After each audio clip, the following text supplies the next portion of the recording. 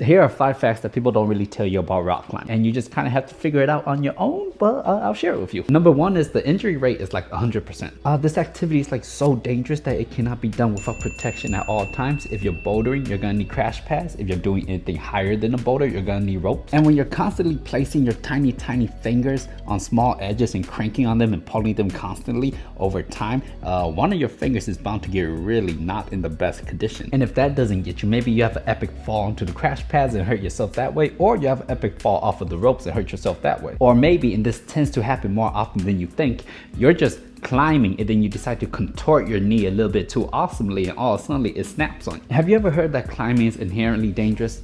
I'm sure what they meant to say was, if you climb, you will get injured no matter how unprepared or prepared you are. Number 2 is you're going to plateau at V5. For one reason or another, V5 is just that perfect grade you hit and you just never go beyond it. And it always comes as a bit of a shocker after 5 years of being stuck at V5, because you look at all these really good strong climbers that are climbing V10, flashing V10s, and climbing V15 and V16, and you look at the climbing scale and you're like, well, there's 17 levels of climbing and bouldering so far.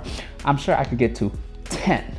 And then you very quickly realize after those 5 years that you're still stuck at 5. And well, the answer is because it's very hard to climb V10 if you just take climbing as a hobby. Number 3 is genetics are real. Have you guys ever heard of a young lad named Serato and Raku? He's like 17, he's going to the Olympics. You guys ever heard of Adavandra? He climbed 9'8" when he was 13. And you can like literally pick any top level climber and they'll all have very similar stories of when they started climbing.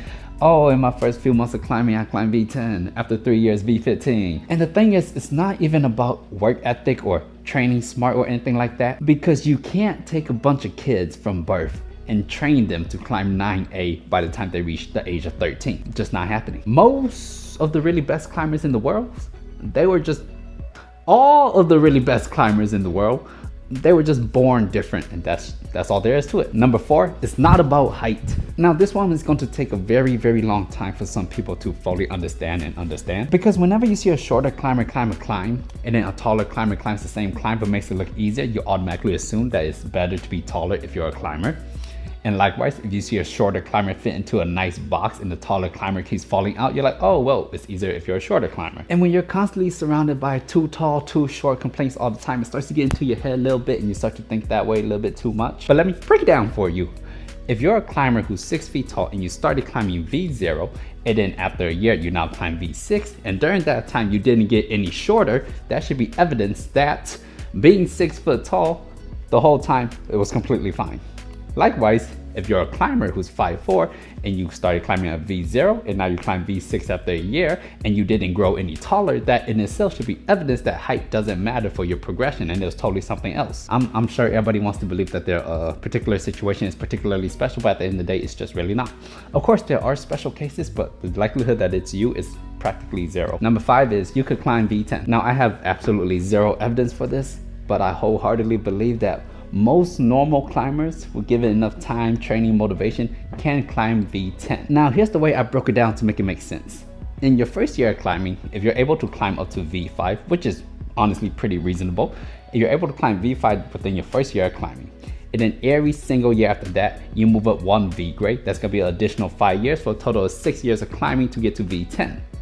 Now, moving up 1 V grade per year is not unreasonable, honestly, and repeating it up till the V grade of V10 is not that unreasonable, honestly speaking. But I guess the main issue that people run into is that they just don't want it bad enough, because some people will view climbing more as a hobby or just general exercising, something to stay fit, and not necessarily something that they have to improve at in order to make their life happier. Me, unfortunately, I don't fall into that category. I like to get better at climbing because that's just what I like. And if you just like climbing to climb, then it will be hard for you to push your grade purposefully. Anyways, that's the video. Thanks for watching, and I'll see you next time, partner.